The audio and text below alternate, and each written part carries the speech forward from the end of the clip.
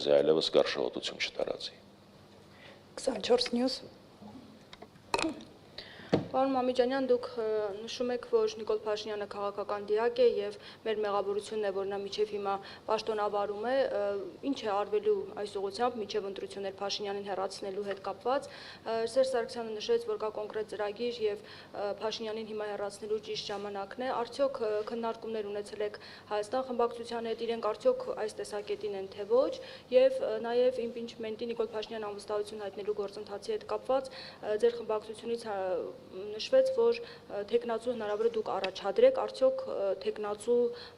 առաջադրելու եք, թե ոչ, քննարկումներ կան։ Ես չգիտեմ, թե դուք որտեղից եք վերցրել մեր խմբակցության հայտարարություն, որ մենք կարող է թեկնածու առաջադրենք, այդպիսի բան պատիվ ունեմ խմբակցությունից որևէ մեկը չի հայտարարել երբեք։ Իրան Աբրահամյանն է ասել, որ քննարկումներ ընթանում են։ Քննարկումներ ընթանում են ու կառաջադրենք թեկնածուն, դրանք տարբեր նախադասություններ են։ Թեկնածուի շուրջ։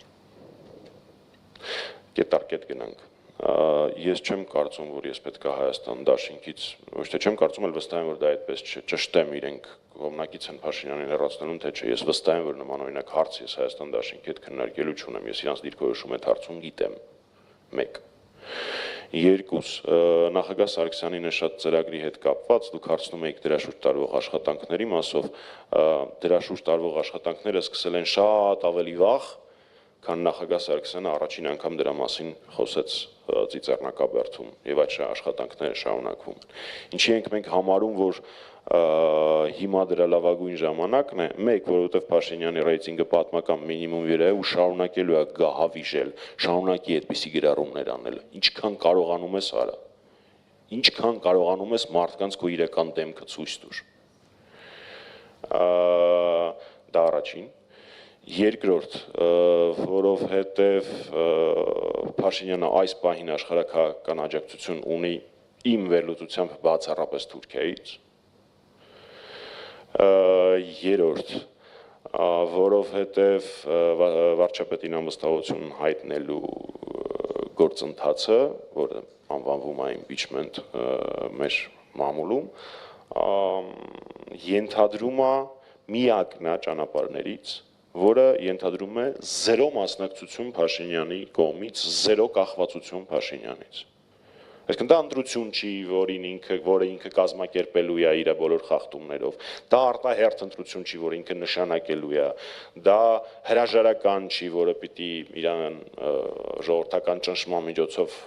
ինքը տա կամ չտա։ Ինքը 0 մասնակցություն ունի այդ գործընթացին։ Այդ եւ մի 1000 հատ այլ պատճառներով մենք համարում ենք վարչապետին անվստահություն հայտնելու գործիքը ամենաիրատեսականը, ամենահավանականը այս պահին։ Թեկնածուի հետ կապված ես եւս մեկ անգամ մեջ բերեմ մեր հայտարարությունը, մենք չենք առաջադրում այս պահին թեկնածու, որպեսզի առանց այդ էլ բարդ գործընթացը չծանրացնենք քաղաքական ամբիցիաներով, քաղաքական նկրտումներով։ Ու այդպես հանրապետականը վարվել է վերջին 7 տարիների ընթացքում ցանկացած քննարկման ժամանակ։ Չկա Հայաստանի ներքաղաքական դաշտում որևէ ընդդիմադիր գործիչ, որը կարողանա գա ասի, այսինչ գործընթացը վիժեցվեց կամ այսինչ գործընթացի ընթացքում խնդիր առաջացավ, որովհետև հանրապետականը քաղաքական ամբիցիաներ կայացրեց։ Ես կարող եմ 10 քանի այդպիսի դեպք թվարկել, բնականաբար չեմ անի դեռ։ Ուստի կարծում եմ, որ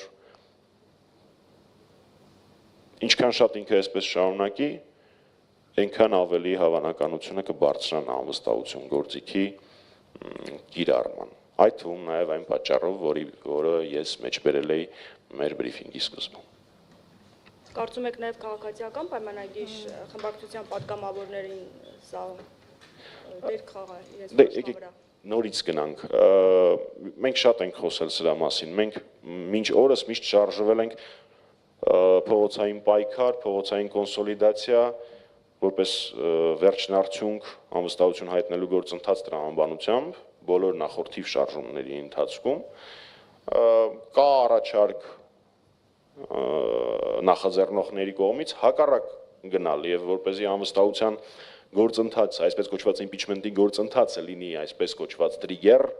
փողոցային լայն կոնսոլիդացիայի համար ես որևէ դրամաբանական պատճառաբանություն դա չփորձելու չեմ տեսնում։ Իսկ թե ինչ վերաբերվում է ԿՊ-ական падգամավորներին, նորից եմ ասում, ինձ միևնույն է իրանցից յուրաքանչյուրը ինչ պատճառով կմիանա անվստահության գործընթացին։ Մեկը, որովհետև Հայ Առաքելական եկեղեցու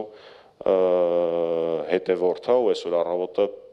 պիտի որ շոկ ապրած լինի։ Մեկը կարող վախենում էր մինչև հիմա դրա մասին խոսել, բայց այն ժամանակ Արցախի կորստի հետ կապված, Արցախի հանձնման հետ կապված ունեցել է իր մտքերը, հույզերը, հիմա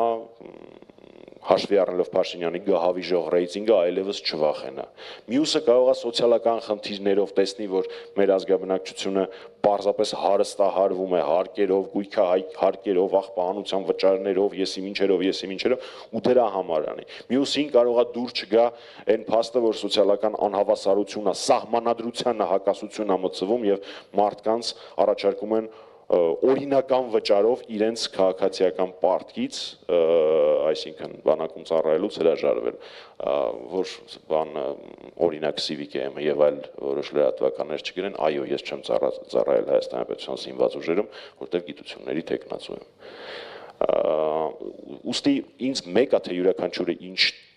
շարժառիթ կունենա, ինչ դրդապատճառ կունենա, բայց ես կարող եմ երաշխավորել, որ հայրենասերները կապահովեն այն ԿՊ-ական падգամավորների